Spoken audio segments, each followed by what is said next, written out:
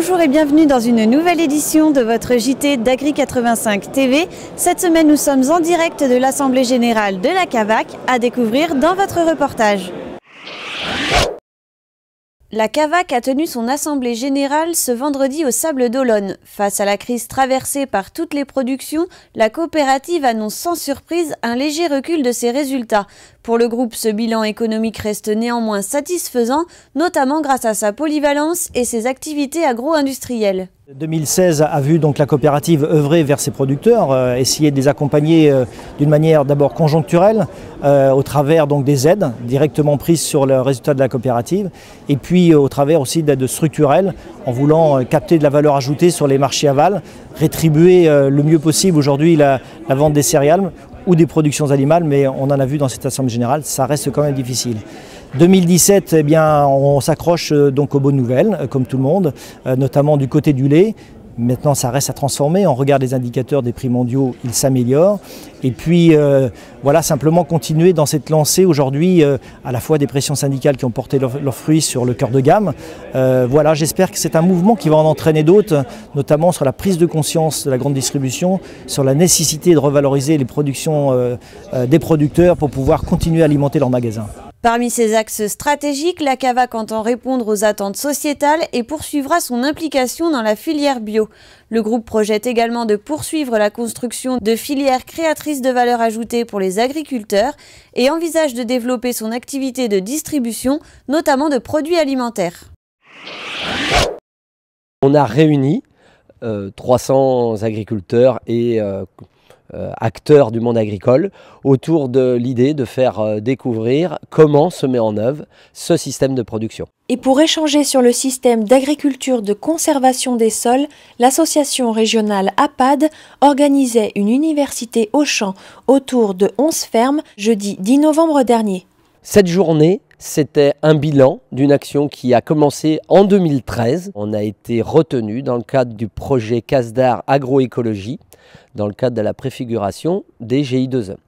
Donc on avait un groupe qui existait, l'association existe depuis 2012, et ces agriculteurs qui se rencontraient pour essayer de travailler ensemble sur l'agriculture de conservation ont répondu à l'appel du ministère en essayant de travailler à la fois sur l'impact de l'agriculture de conservation des sols dans leur entreprise, mais aussi sur le territoire.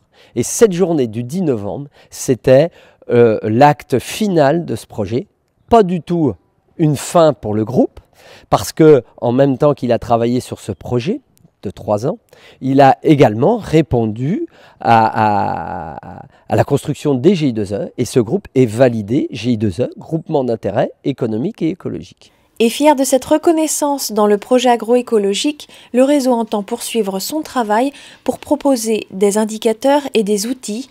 Prochaine étape en décembre au ministère. Il y a une modification humaine, une perception de l'avenir qui est centrale dans une époque où, en dehors de l'aspect économique qui est extrêmement difficile, il y a un aspect de perspective qui n'existe plus, et c'est cette perspective qui nous semble importante de retrouver au sein des modes de production agricole. Et c'est vraiment le message qu'on a voulu faire passer ce jour-là. On a mis un petit peu en scène des agriculteurs qui n'avaient pas l'habitude, qui ont pris la parole, et pour tous ceux qui étaient cet après-midi-là, ils ont senti que c'était surtout pas des modèles qui se sont présentés devant eux, tout simplement des collègues, des exemples qui disaient, malgré toutes les difficultés qu'on vit, on voit peut-être des perspectives autour de l'agriculture de conservation et surtout autour de la modification de l'approche sol dans nos entreprises agricoles.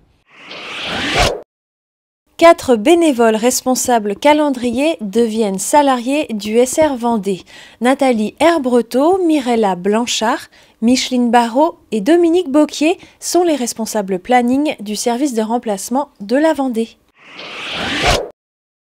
Au conseil de la FDSEA, les délégués cantonaux ont une nouvelle fois été sensibilisés à la protection contre les vols en exploitation. L'adjudant Pierre a préconisé des actions parfois très simples pour limiter les vols de carburant ou de véhicules.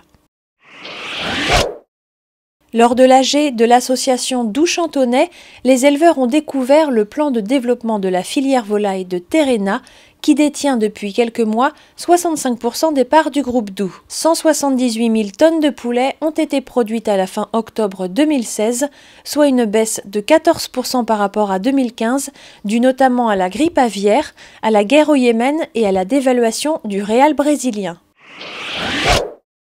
Pour témoigner sur les difficultés de la filière, les éleveurs de lapins de la FRSEA et des JA ont organisé une conférence de presse.